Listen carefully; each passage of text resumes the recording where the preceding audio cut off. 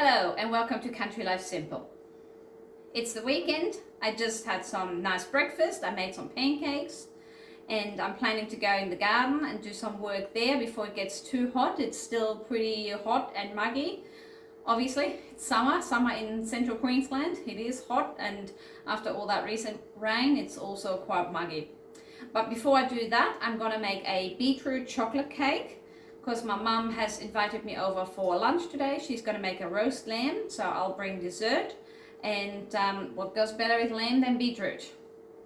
Not that we're actually going to eat the chocolate cake with the lamb, but I think it's just a match made in heaven. She never had a chocolate beetroot cake before, so need to convince her that this is awesome. I have made it before for hubby, and he's very, I didn't tell him what it was, and he said it was a very nice moist chocolate cake. Winning. So join me today and prepare that, and then we'll do some work in the garden. When I pickled the beetroot the other day, obviously to pickle beetroot you need to boil them, and I reserved 300 grams of beetroot, which was about 2 big beetroots, and I just chopped them up in the Thermomix, and I melted 80 grams of chocolate, a good quality dark chocolate, and I'm just mix this together now. This doesn't have to be like a mousse kind of thing, it just can be coarse like this. Once the cake bakes, you won't see this anymore.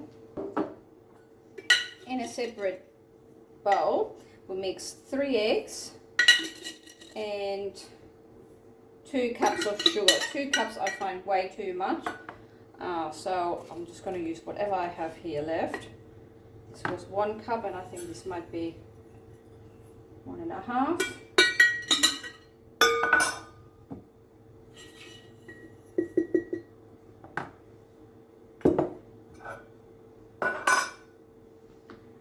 As well as 1 cup of oil. I use sunflower oil for baking because it doesn't really have a very strong flavor.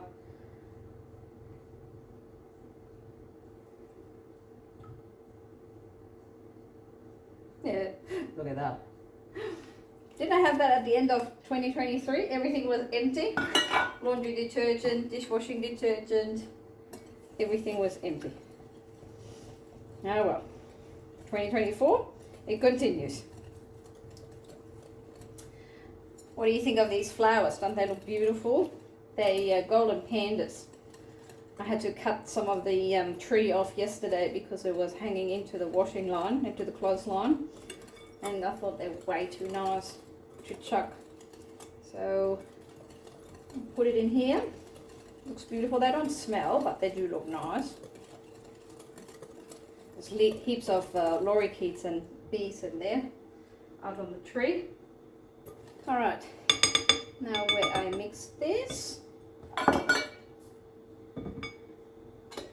going to carefully add in my beetroot mixture.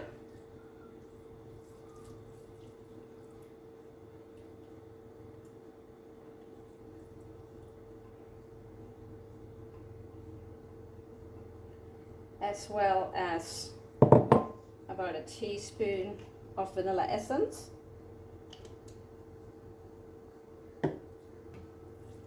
Just stir it by hand, doesn't need a mixer or anything like that. Don't want to overwork this mixture.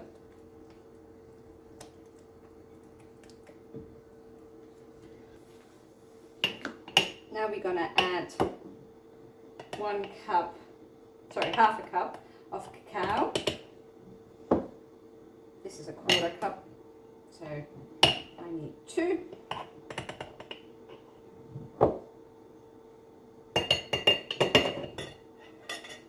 So we added in 200 grams of almond flour, 1.5 teaspoons of baking powder, and just a pinch of salt. And now we carefully fold the mixture. Doesn't need to be stirred heavily, mixed heavily, really just fold it in. If you have little clumps, just even them out. After we folded everything together, we'll put it into a baking tin.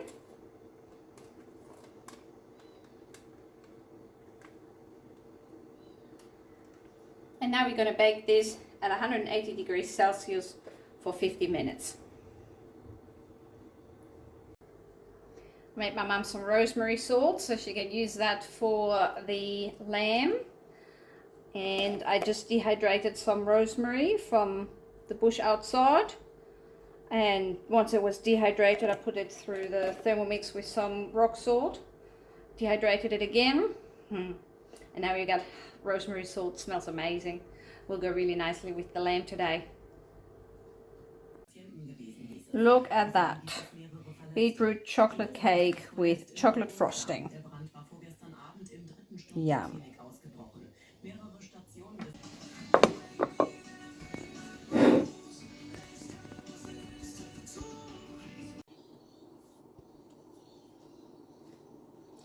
So this recipe is really nice and easy. It's really well suited for beginners and you don't even need a machine for it. I've got my pre-dough here. I put the recipe in the description box down below. It's got some nice structure. It's got some beautiful bubbles. I hope you can see. It's a bit liquid, so I don't want to lose any. And I put this on overnight. It's about 4 o'clock in the afternoon now, and I probably put this on about 8 o'clock last night. And then I made an odorized dough, which is basically just flour and water just for the flour to absorb the water completely. So what I'm going to do now, I've got my starter here with wheat flour and water. I'm going to put the odorized. This has been sitting there for about 2 hours, but ideally it sits only for about 30 minutes, but I had a meeting, so I was a bit late. And then I've got some wheat wholemeal flour. I'm going to add that. And I've got some rye flour. I'm going to add that. And then I also, just to boost it a little, I've got some yeast.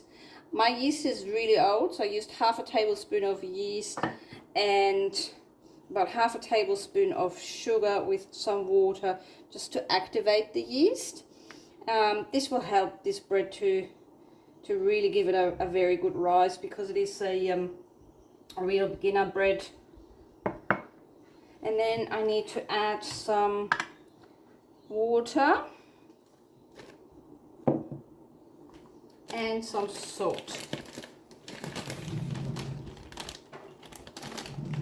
I had these little spoons for my mum for Christmas. They're awesome. I can use them for everything. She said, "What do you need these spoons for?" And I said, "Wait until you see me baking. I'll use them for everything."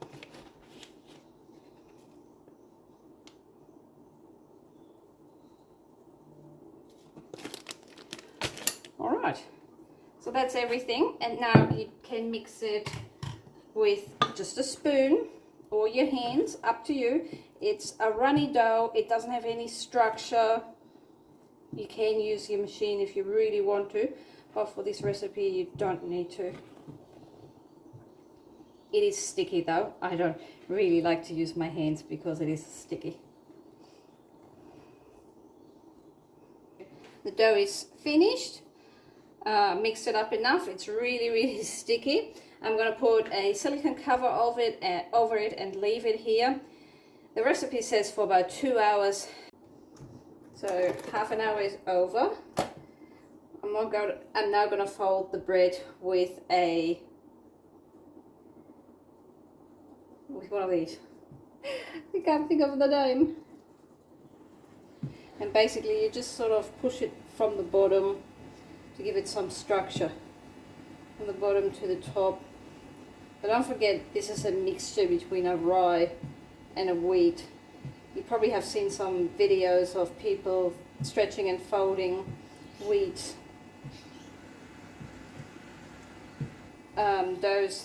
They look very different to this one. And I'm going to rest it for another 30 minutes, and I'll come back and do another stretch and fold. I just collected the eggs, all 10 of them. And look how beautiful the tarragon is going.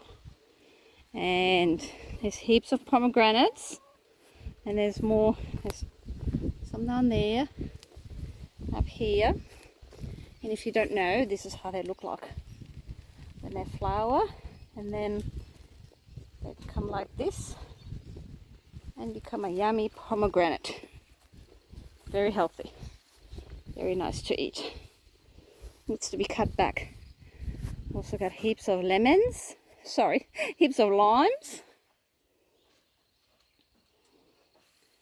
And look at, this is Jana sneezing. Look at the amount of figs. Wow. I love figs. Heaps. Balsamic figs with goat cheese. Ooh.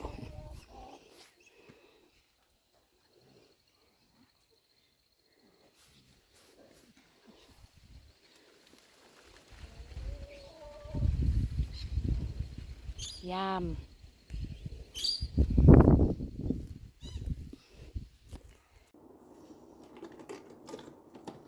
Alright, so this is the second stretch and fold, and again I'm just going to stretch it. It's getting stickier, but it's got a lot more structure. It's not quite as liquid anymore. Not that it was liquid before, but it was a lot, and it did have a lot less structure. See how it has some structure now?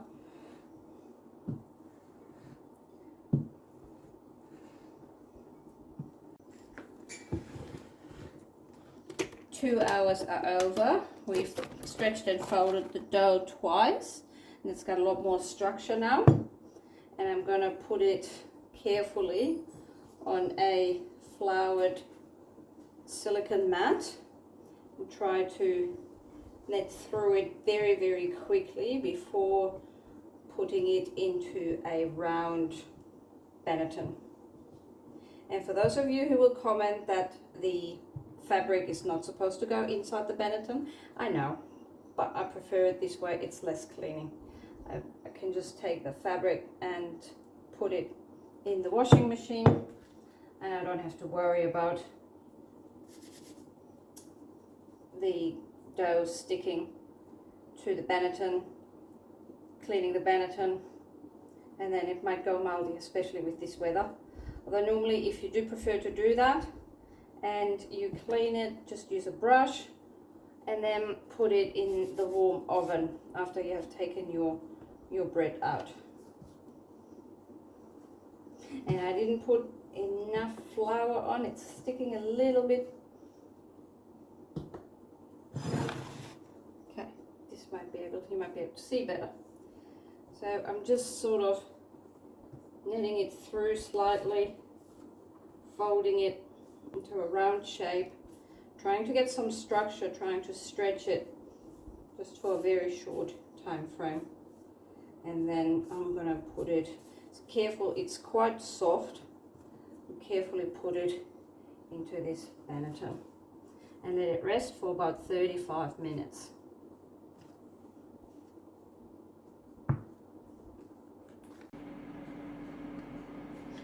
Normally I use the Brunswick baker, but today I really wanted to use as little tools as possible. However, I do have a pizza stone which I preheated. It is sizzling hot. I just want to make sure that nothing sticks to it, so I'm going to put some baking paper on top of it. If you do have a pizza stone, that'll really help to crisp up the bread. So it has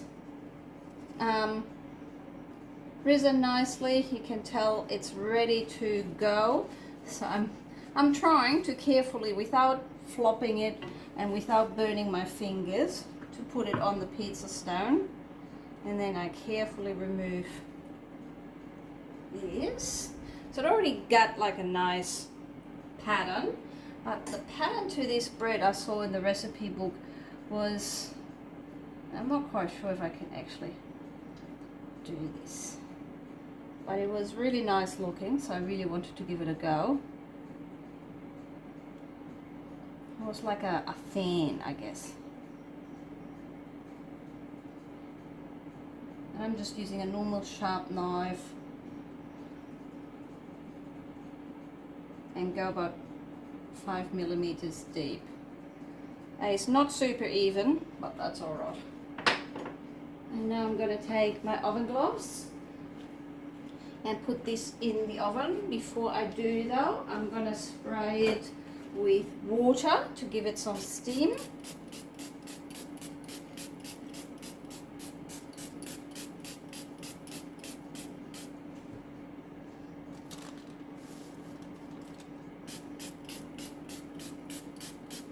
And then it's going to be baked for 10 minutes at 250 degrees. And then I reduce the temperature to 200 degrees for another about 40 minutes.